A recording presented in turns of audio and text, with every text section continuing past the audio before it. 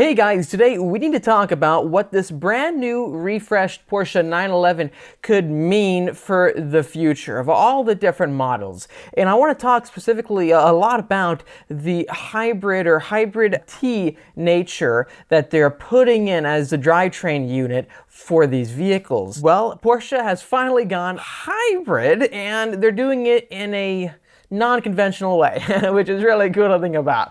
No, you don't have the same setup found in the Corvette E-Ray, where there's electric batteries housed from the center column tunnel from the front to the back, and then you have a dedicated E-motor up front. No. They're not doing it like that. They're trying to amplify the experience and not really make it a dedicated electric powered vehicle. The electric motors are there, but they're there in such a way that favors weight over everything. The entire package of this new hybrid nature uses a new 3.6 liter 6-cylinder motor for the Carrera GTS, and it's only about 100 pounds more than its predecessor. And they're putting an electric motor within the PDK, the dual clutch transmission, and they're even using an electrically driven turbocharger. So no longer do you have two turbochargers, you have a single one which actually has no wastegate. It's very interesting technology, I have to say. They're doing this on two different fronts because they want to maximize the engagement you get, especially in the low RPM, but also to give you better performance. I had the chance to drive the new Porsche GT3 RS on the track recently, even different models such as the standard GT3, the GT4 RS, and the Manti Racing Edition. What I have to say about those cars is that they're fantastic. I love them. I love the balance. I love how pure Porsche makes their drivers' cars. But I did notice down low, I think they could have used a bit more torque, a bit more instantaneous power way down low. And it makes sense. It totally makes sense. These are flat six motors.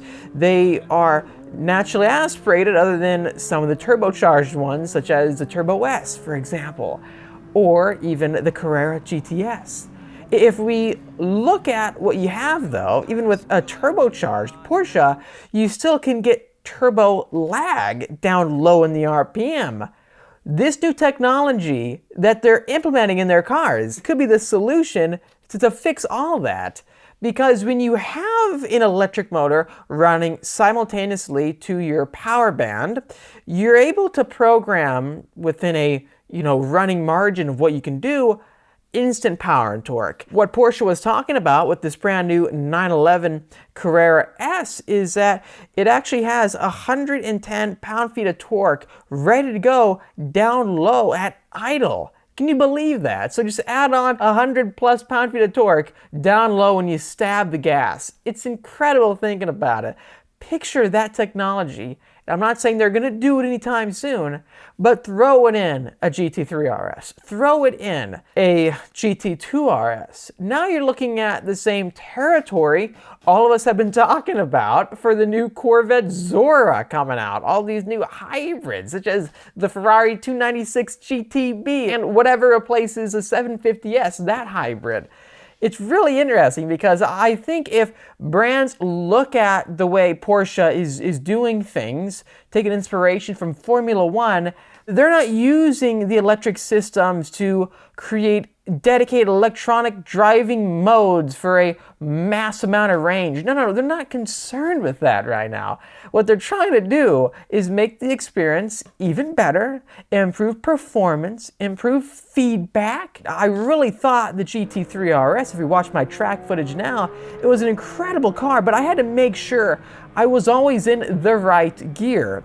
And if I was in a gear too high, or if I didn't really leverage what RPM I was at, I didn't have too much down low oomph.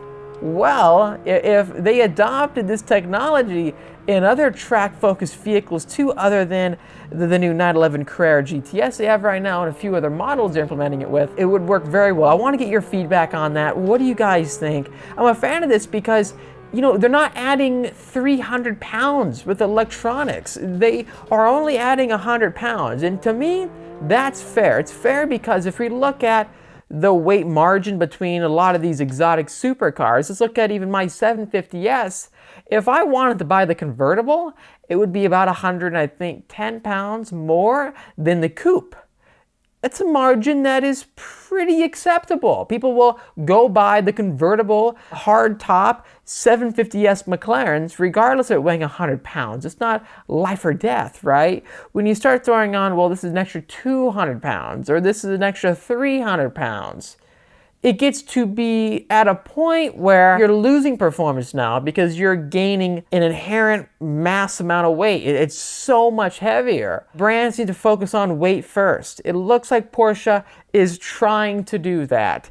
And they're trying to use electronics and hybrid systems in ways that we really haven't seen in the past with other hybrids. Using electronically driven turbocharger that helps to boost the output of the turbo systems, and they can electronically control it with excess exhaust. They can drive away. It's really interesting stuff because when you have that and a hybrid motor housed within the PDK, you then have a totally different hybrid system, whereas it's next to the engine bay. The Corvette uses the electric motor as a front drive unit. It's dedicated as a front drive unit.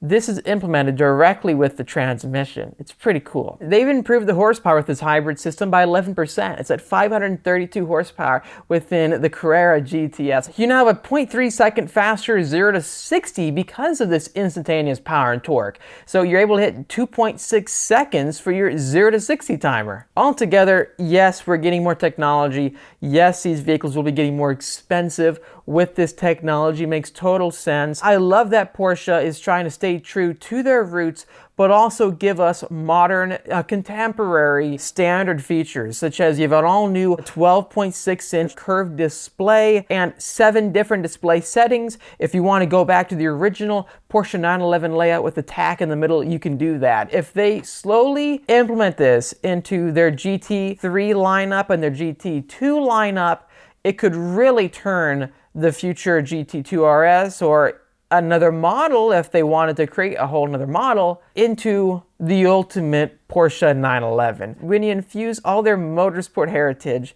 with the incredible amount of aerodynamics and downforce they implement within their vehicles, then throw on increased turbocharging efforts with hybrid efforts, what could that Porsche be? What could it be, guys? Let me know. Could they be doing that right now with the GT2 RS? Will it feature the brand new 12.6-inch curved display? I'm not sure. I want to get your feedback on that. In general, it's very different than the unit found in the Corvette E-Ray. I'm excited to find out how it drives. Please let me know your thoughts. Is this a great future for 911? Please hit the like button, really help me out, and subscribe for much more great content coming out your way. While you do that, hit the notification bell so you're up to date with all the new videos coming out. Thanks for watching. I'll see you in the next video.